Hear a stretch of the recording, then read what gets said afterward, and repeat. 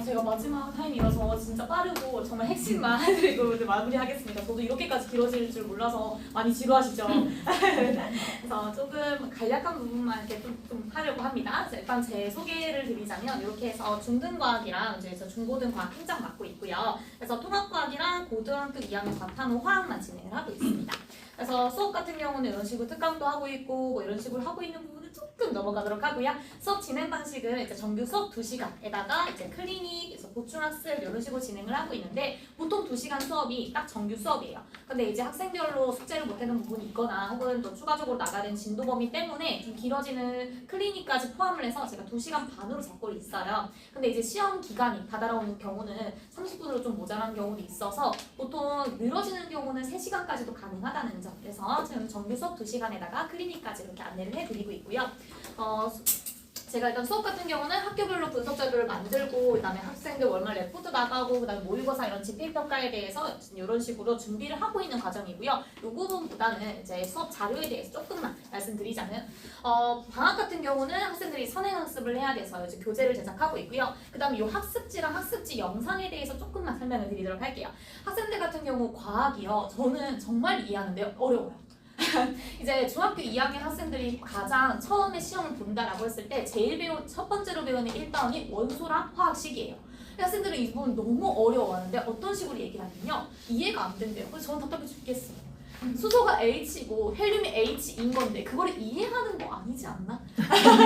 저는 애들한테 항상 이렇게 말하는 게 궁금해요. 영어 단어는 대체 어떻게 외우는지.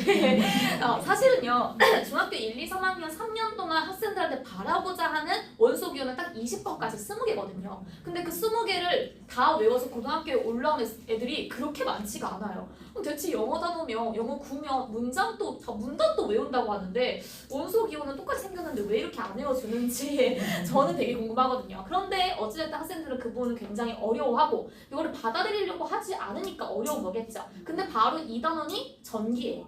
전기에서는 전압과 전류, 오의 법칙, 당장에 자는 중학교 2학년 이제 막 시험을 보려고 하는데 갑자기 공식이 나오고 거기에다 대입을 하라고 하죠. 그 다음에 외워지지도 않는 원소들을 조합해서 화학식을 만들고 반응을 하래요. 그러다 보니까 과학이 갑자기 딱 첫 시험부터 너무 어려워서 나는 준비가 안 됐는데 시험을 봤어. 그래서 30점 40점 나오면 흥미가 떨어지죠.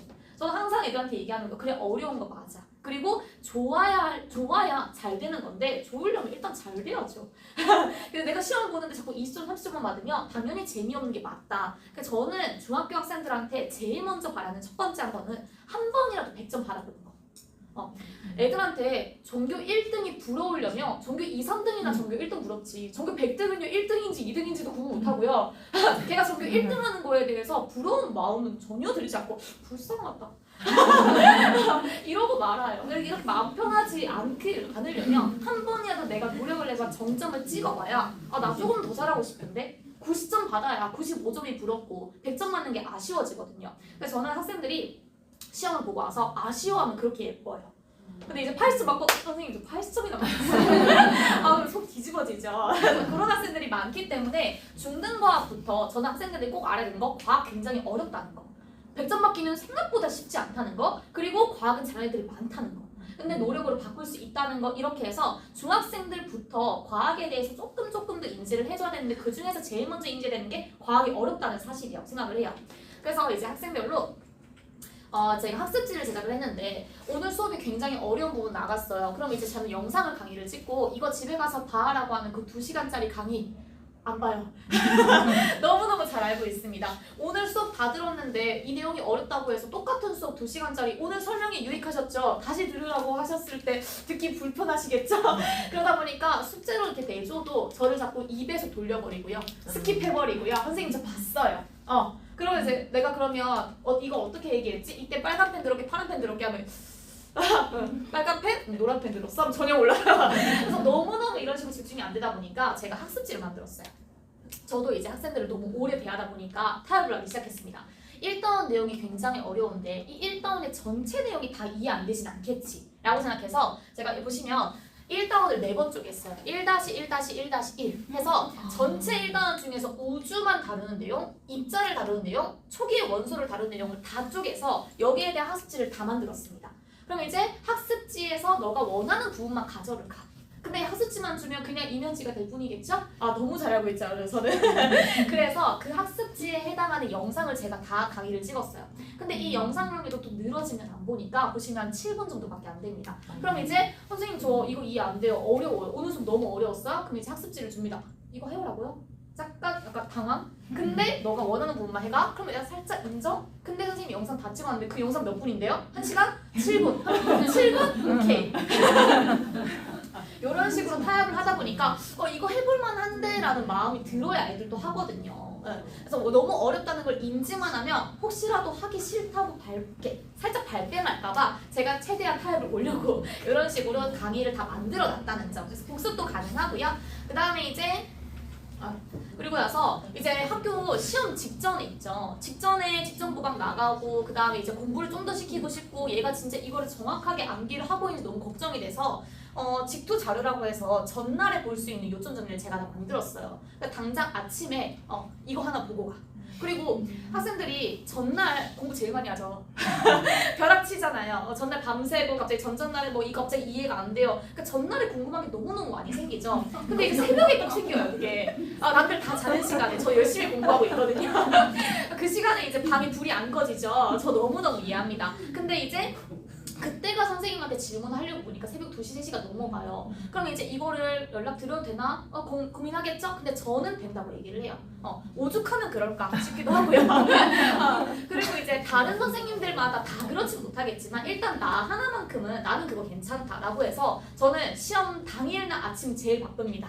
당일날 아침 택시 타고 선생님 저 지금 가고 있는데 이게 뭐였죠?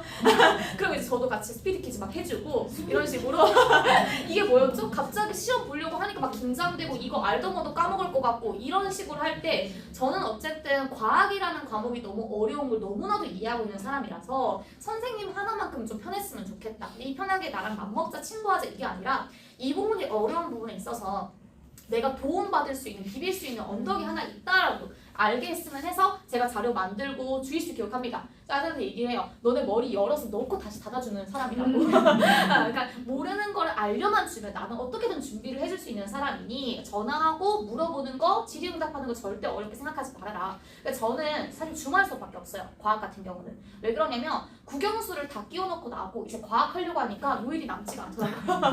그래서 어쩔 수 없이 과학은 주말 강의밖에 없습니다. 근데 저 평일에 계속 나와 있어요. 왜냐면 시험 한 달밖에 안 남았죠.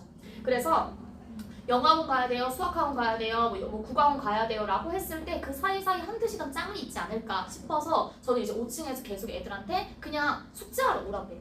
어차피 숙제할 거, 집에서 할 거 여기서 하면 내가 있으니까 모르는 거 바로바로 물어볼 수 있고 그냥 와가지고 시험지 한번 모의고사 한번 보고 싶어요. 한번 시험지 주고 그냥 채점해주고 틀린 거 고쳐주고 그럼 애들이 안 하고 싶어 하겠죠? 근데 솔깃하게 이야기합니다.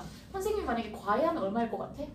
근데 내가 평일에 오면 과외해준다? 하면 괜히 뭔가 좋은 거 같고 그럼 과자 하나 주고 하면 과자도 주고 선생님이 과외도 해주네? 라고 해서 애들을 솔깃하게 만들어야 되더라고요.